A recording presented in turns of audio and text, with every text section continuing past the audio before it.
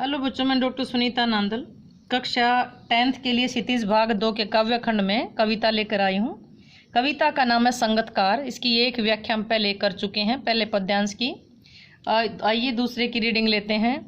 गायक जब अंतरे की जटिल तानों के जंगल में, अंतरा होता है स्थाई टेक को छोड़ करके गीत का शेष जो चरण है।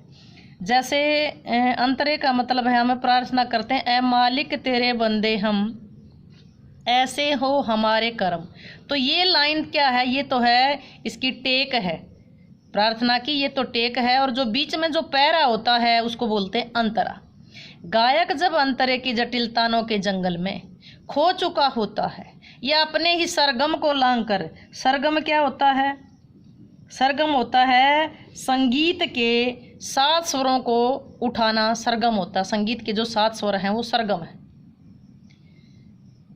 तो तार सप्तक में जो संगतकार या अपने ही सरगम को लांग करके चला जाता है भटकता हुआ एक अनहद में। अनहद है बहुत दूर, यानी कि बहुत ऊंचा। तब संगतकार ही स्थाई को संभाले रहता है। स्थाई क्या थी? एक टेक है, एक स्थाई है। यानी स्थाई का मतलब यहाँ टेक, स्थाई को ही टेक कहेंगे। टेक की है जो उसकी मुख्य लाइन है, जैसे मैंने बताया कि मालिक तेरे बंदे हम। कहने का मतलब ये है कि जब ये मुख्य गायक पूरा अंतरा गाता है, पूरा पैरा गाता है, गाते गाते गाते उसका ऐसा होता है कि उसका स्वर अभी गिरने वाला है, कि अभी उसका सांस भूलने वाला है। तो जो संगतकार है, जो उसकी पहली लाइन है स्थाई है, उसकी टेक है, चाहे पैरा उसका पूरा हुआ हो या नहीं हुआ हो, और अगर ऐसा लगता है कि कुछ छूटेगा, उसकी आवाज़ टूटने वाली है, तो वो पहली लाइन यानी कि उसकी स्थाई को गा देता है कि ऐ मालिक तेरे बंदे हम, ऐसे हों हमारे का। जैसे समेटता हुआ मुख्य गायक का पीछे छुटा हुआ सामान। कैसा लगता है जब स्थाई को संभालता, जब टेक को संभालता है? जैसे मुख्य गायक ने तो कुछ गा लिया और जो नाटक करना था वो कर लिया, और पीछे जो सामान बचा हुआ उसको समेट कौन रहा है? संगतकार। जैसे उसे याद दिलाता हो उसका बचपन, जब वह नौसिखिया था। नौसिखिया नया नया सीखने वाला था, यानी कि जब उसका चेला था, जब जिसने ये कौन, जब ये मुख्य गायक ने भी तो कभी गाना सीखा था, शुरुआत की थी। जब वो नौसिखिया था उसका बचपन याद दिला रहा है कौन? मुख्य गायक का बचपन याद दिला रहा है संगतकार।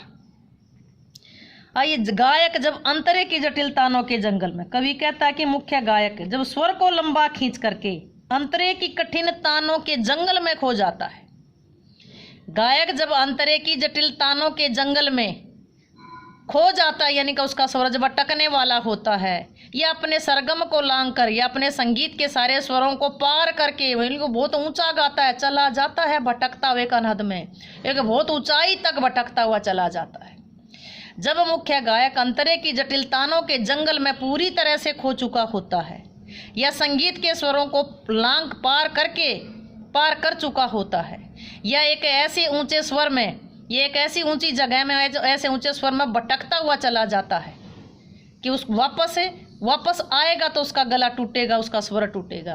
तब यानी कि उसका स्वर टूटने वाला होता है, तब संगतकार स्थाई को संभाले रहता है। जब मुख्य गायक अंतरे की जटिल तानों के जंगल में खो चुका होता है, अपने संगीत के स्वरों को पार कर चुका होता है, या भटकता हुआ, या अपने यानी कि गायन के स्वरों में भटकता हुआ एक बेहद ऊंचाई पर पहुंच जाता है, तब संगतकार उसका साथ देते हुए स्थाई को संभालता है। कैसे संभालता है? जैसे मुख्य गायक का पीछे छूटा हुआ सामान समेट रहा हो, या मुख्य गायक को उसका बचपन याद दिला रहा हो कि जब वो भी नया नया सीखने वाला था तो वो भी ऐसा ही करता था।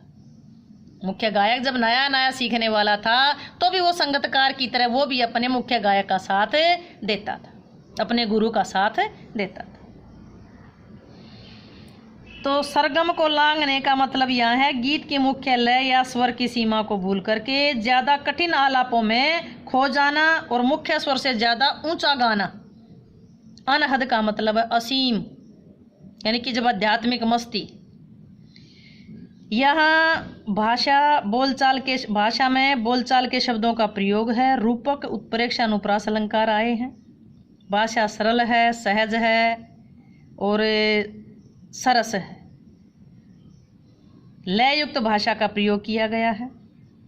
तुकांत छंद है, प्रसाद गुण है, दृश्य बिंबर अभिधा शब्द शक्ति है। उम्मीद है कि ये व्याख्या आपको अच्छे से समझ आई होगी। व्याख्या समझ आई हो तो वीडियो को लाइक करें, शेयर करें, चैनल को सब्सक्राइब करना ना भूलें।